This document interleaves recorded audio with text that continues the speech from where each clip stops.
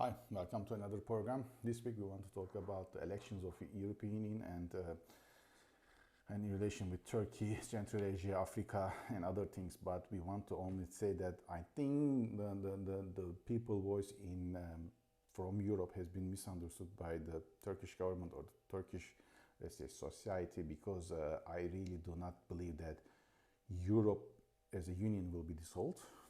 I don't believe that at all. However, now the European expansion in terms of other neighboring countries will be slowed.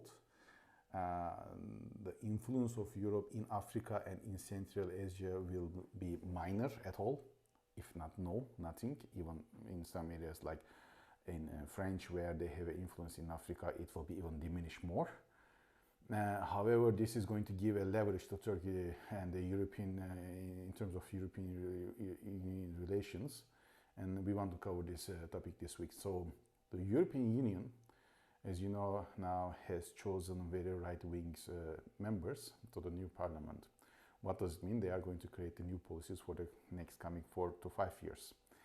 What does it mean? Also, it means that they are, because in nature they are against the expansion very fast, but not dissolving the EU only, but expansion at first.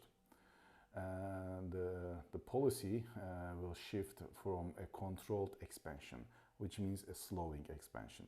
Now, why I'm saying slowing expansion? Because if you look at where the voters switch from, they switch from, let's say, green parties or social parties. What do they propose at first? They propose, especially in Green Party, propose a green projects, where the initial projects budgets are high. Therefore, in France, as you know, the subsidy has been cut from the farmers, which has caused the farmers riot over there. They don't want to be affected, and the life cost is increasing, so they are not making any more, let's say, increase or profit from their works. That's why they have uprising there. And also the Greens also chose also or allowed some, I will not selective, I will call nuclear power facilities again running, and the people thinking, hey, we select you for this, but now you are not doing whatever we select you for, so why I'm going to give you any vote anymore. They are not stating that no more, and no more, I will call European Union, no more expansion, nothing, blah, blah. They are saying that we need to do everything in a controlled manner, which will be beneficial for European Union in later. However, they are not saying that we will dissolve and bye-bye to European Union, no. So we have to be really careful about the message given by the people and the electorates, let's say. The other thing that we have to consider is the opportunities that Turkey might have it now. You know, France is very active in Africa, but because of the internal or domestic problems within France, especially with the farmers and other things, and also the increasing right wings, which in France is now 31%, Macron has chosen to go for an early snap. So it's basically a bet. We will see how he is going to be benefiting or not. But also, we cannot now neglect the fact that there is a rising right wing over there. So what does it mean?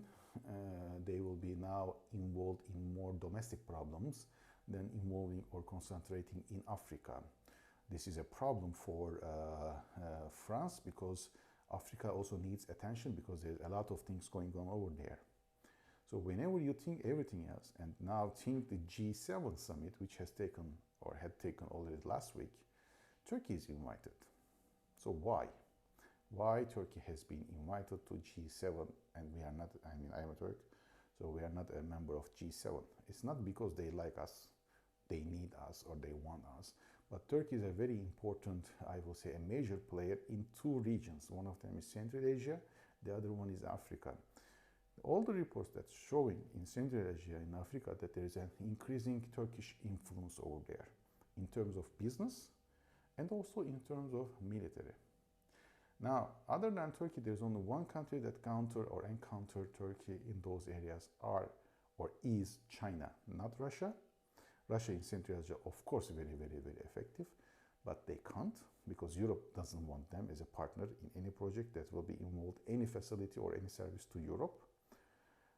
But China can be, and also in the Africa, again China.